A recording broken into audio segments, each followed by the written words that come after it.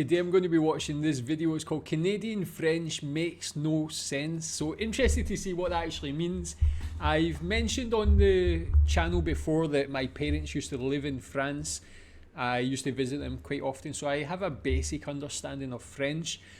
I'm interested to know how that differs from Canadian French. I'm sure there's a lot of differences. Also just interested to learn more about the Canadian French culture in Quebec and that region.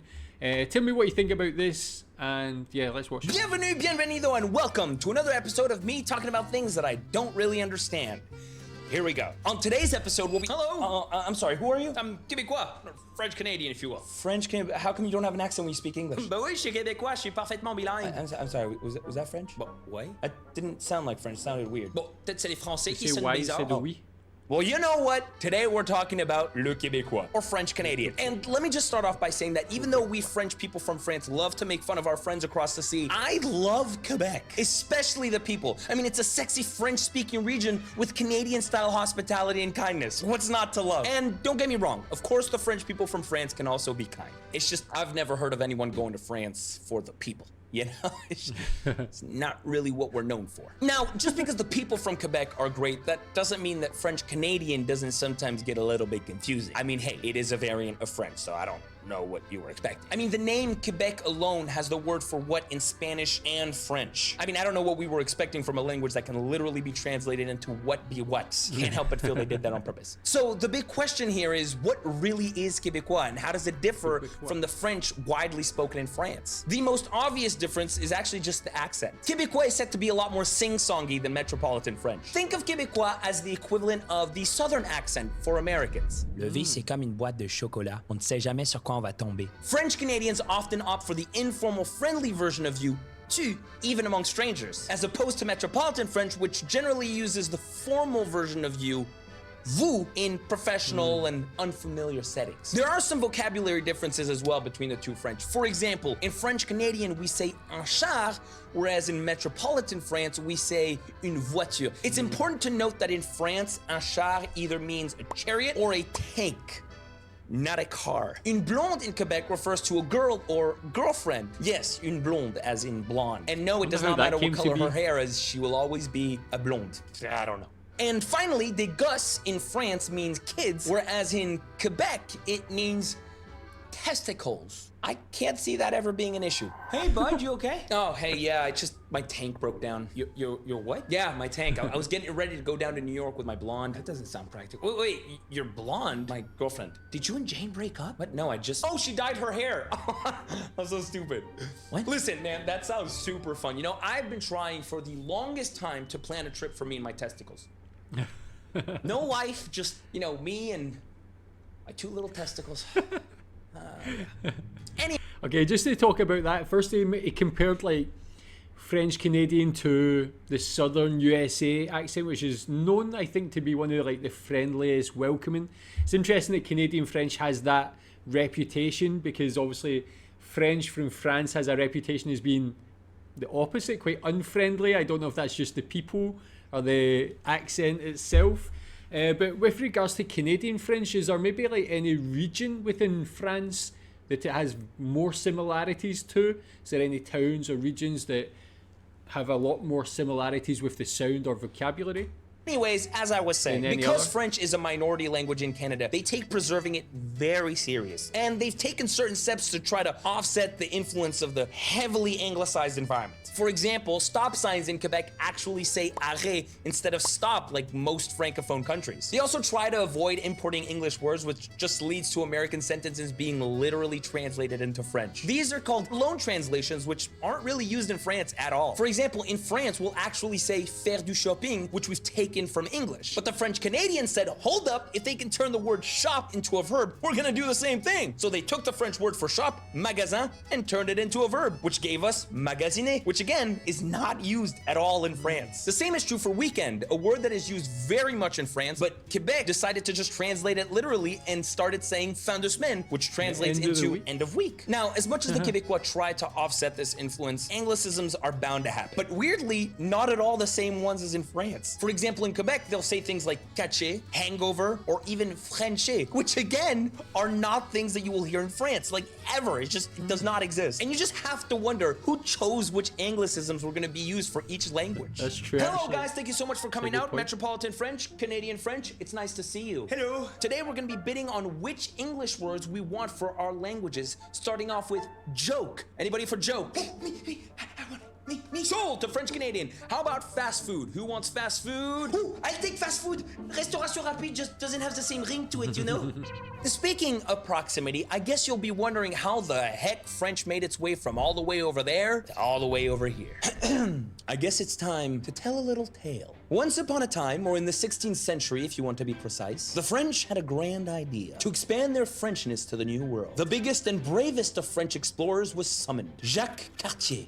Yes, like the bracelets. Packed his berets and baguettes and sailed across the sea. Time to discover where his new maison would be. He passed mountains and forests and lakes, and beavers and mooses and bears. Nothing he could expect. Until he made his way to the strangest of lands, Quebec. Jacques and all his friends found a new home. They built impressive fortresses, created stylish outfits, and said excusez-moi to the local wildlife. But then it started to get cold. Winters in Canada crept in, colder than a polar bear's freezer. And so, while the French were debating whether to say il fait froid or il fait très froid, arriving fashionably late, someone arrived at their gate. The English. Oh no. The English took over the land, but the French speakers, they took a stand. Their language, they said, had to stay, and the English said, okay. Now wrapped in this tale of beavers and berets, the Frenchness stood firm against the English's ways. And here ends our story, a linguistic ballet, where in Quebec, French has forever held sway.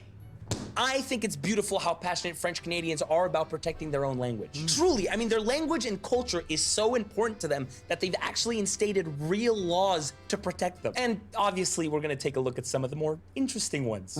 Yeah, that would be good to see. But I really appreciate that about them. I like how proud they are of their language, their culture, that not only do they want to appreciate it, they want to protect it. That's very, very important. I'm from Scotland. A lot of people used to speak Gaelic, but now no one really speaks it. No one really cares about it.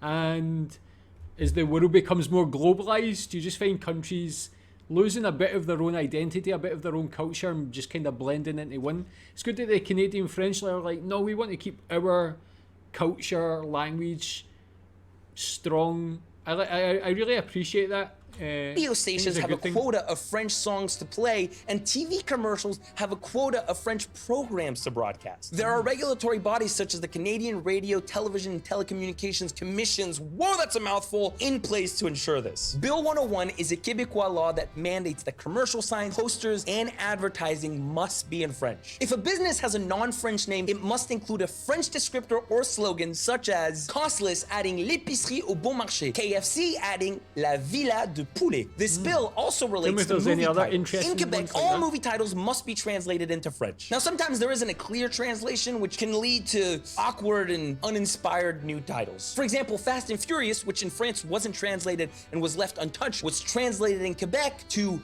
Rapide et Dangereux. Rapide et Dangereux means fast and dangerous. And that just sounds cornier for some reason. Fast and dangerous? Well, I'm fast and dangerous. I mean, Fast and Furious isn't much better, but you get what I'm saying. Pulp Fiction is another movie title which was left untouched in France, but was literally translated in Quebec to Fiction Pulpeuse. And if you thought Pulp Fiction was a weird title, Fiction Pulpeuse doesn't mean anything. It literally doesn't mean anything. It's literal translations of the two words, but it doesn't actually mean what it means in English. And if you don't know what Pulp Fiction means, I didn't know what it meant before I started shooting this video. Legally Blonde was changed to Blonde Illégale, which I guess in Quebec means girlfriend and legal. Yeah. Girl and legal, right? That sounds weird either way. But you know what? I actually prefer this version of the French one, which is La Revanche d'une Blonde, a blonde's revenge. Have they seen the movie? I mean, Legally Blonde just doesn't scream revenge to me for some reason. But anyways, moving on. There's also Bill 96, which requires all businesses to be able to serve any and all customers in French before deferring to English. Quebec has a language police. Kind of. The Office Québécois de la langue française is often referred to as the language police, really and they're responsible enforced? for enforcing language laws in Quebec. Now, it would be a crime to talk about the Québécois and the Quebec region and not mention their food. Now, of course, Quebec's culinary traditions have a direct connection to its French roots. The early French settlers brought with them rich culinary heritage, including techniques, recipes, and a love for fine dining. French Canadians started by adopting these techniques, but due to a difference in local produce and harsher seasons, their ingredients obviously differed from what's available in France. This resulted in French Canadians coming up with their very own unique dishes, like tourtière, a staple dish during the holiday season. It's a meat pie often made with pork, veal, and potatoes, Actually, looks very comforting good. and warm. Pudding chômeur, translating into unemployed man's pudding. It's a dessert made with simple cake batter and a rich, delicious sweet sauce made of maple syrup. And last but not least, we have poutine. Poutine is a quintessential Quebec dish. Try saying that 3 times fast. Poutine essentially just consists of French fries, smothered gravy, and big old cheese curds. It has become a symbol of Quebec cuisine and has variations with added toppings. And don't get me wrong, it's delicious. I mean, it's so good, but you just have to wonder how that became the national dish. Oh, hello, welcome to Canada's National Dish Contest. I'm pretty hungover, so let's just get this over with, all right? What do you got? What do you got? Yes, so we have a foie gras for you. It's essentially just a goose that we've overfed to death, and then— Wow, that's disgusting. You want me to puke? Next. We have some snails. What, am I cat? What are you feeding me snails for? Next. What, who, me? Yes, you. What, are you drunk? What, me? No. Why would I endanger the sanctity of our national dish by showing I'm drunk? I would never do that. Yeah, shut up and show me what the food is. Okay, here you go. I basically put all the things that I would want to eat into one dish. I made this. Oh my God. That is genius. Okay, that is exactly what I needed right now. I call it poutine because it makes you want to put it in your mouth. Brilliant!